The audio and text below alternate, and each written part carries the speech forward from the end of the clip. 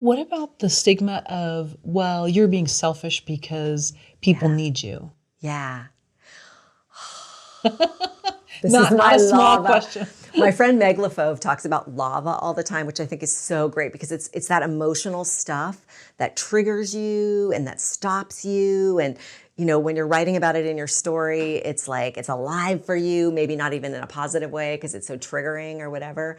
Um, do people say it's selfish for people to go to the bank and work as a teller? Do people say it's selfish to, hello, kitty. Sorry, now I'm feeling. I She love it. usually is quiet. It's She almost wants to like join the I know. I think she's conversation. saying, "Mama." I love it. What about the idea that it's selfish to set time for oneself for something like writing when people might need you? Well, people are always going to need you. And I think the thing that we all have to struggle with as writers is finding that time for ourselves. And like I said, really prioritizing it and believing in ourselves that it is important.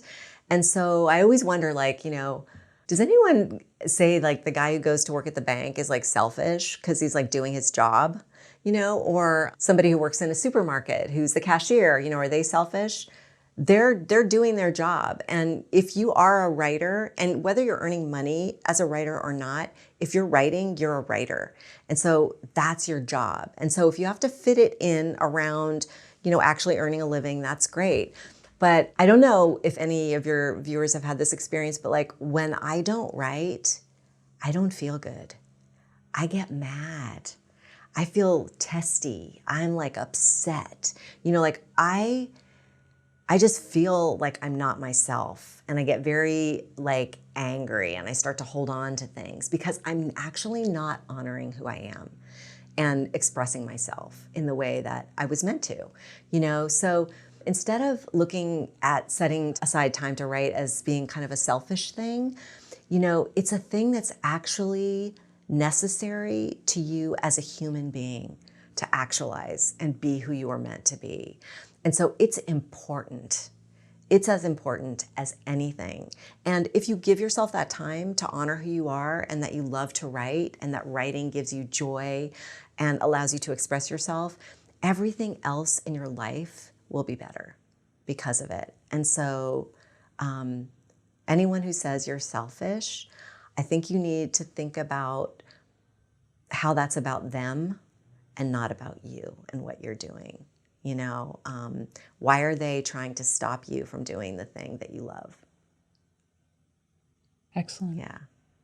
And lastly, again, what are some of the items as part of the ritual? So you said you have a cup of coffee or tea, you sit down at a certain time, and you have these colored pencils? Come with colored pencils. I've got my little, I'm a left brainer, so like everything is organized, kind of like that's who I am as a person. So yeah, I get my coffee is key. Back when I was in film school, I used to smoke cigarettes. And so I finally was like, oh my God, I gotta quit cigarettes. They're really bad. I was having a cough and everything. So I'm like, okay, I'm gonna stop smoking. So I stopped smoking, I got the patch. I could not write because the smoking was so connected to my ability to be able to like think and be creative. I had created this connection that I had to actually sever that connection. It was really hard. But now coffee is my vice. So I have my cup of coffee, I have my mug, I sit down at my computer, I use pencils. I love pencils. They wear down, you can erase things, you can, they disappear. Like as you sort of sharpen them and keep writing, they disappear, which is kind of proof of all the stuff that's come out of my pencil. I can like see it because now it's a nub, I have colored pencils to underline certain things with certain characters in my outline so that I can track how their arc is building in my outline. And it's just a way of me organizing my writing time that it's so ritualized that I don't have to think about what's next. It's like that part of the practical part of writing is just like I'm in the scene. I'm writing. I've got the coffee, which makes my brain feel like it's writing time. It's writing time. Here comes the caffeine, and I don't know, just these rituals really help me. I do not listen to music when I'm writing. I cannot, because it's distracting to me. I can listen to music if it doesn't have lyrics. If there are words, I just start listening to the lyrics, which is problematic for me. My husband's a screenwriter, and he creates a soundtrack for whatever he's writing, and he's got it blasting in his ears, and like he's like boom, boom, boom, boom, boom, and I'm just like, oh my god, could you be quiet? My process is different than yours. But he, when he writes dialogue, he's saying the words out loud, and so he has this very kind of like extroverted version of his process. But mine is really quiet and just kind of like focused with my coffee and my silence, I get up every hour, I walk around, which helps me. If I sit for too long, I start to actually ruin the stuff that I wrote. So I find getting up and moving my body is really helpful. But yeah, I've just created these rituals that, signal to my brain, it's time to work, and that's been really helpful. It's interesting about the cigarette, and I wasn't a huge smoker, but Yeah. and cancer is not sexy and emphysema is not sexy, but there's a very sensual way that one can think with a cigarette. Oh yeah. That's whether it's Parisian or whatever. There's a yeah. way to exhale, and each Yes. one means different things. So I could see how Yeah. that would be a difficult thing It aside from the was. nicotine. Well, and I didn't realize that I had been smoking so much when I was writing and working, but that connection had been made, and just the breathing in and the breathing out and the nicotine, which then I substituted with caffeine. I think there's definitely a stimulant effect that I like when I'm working.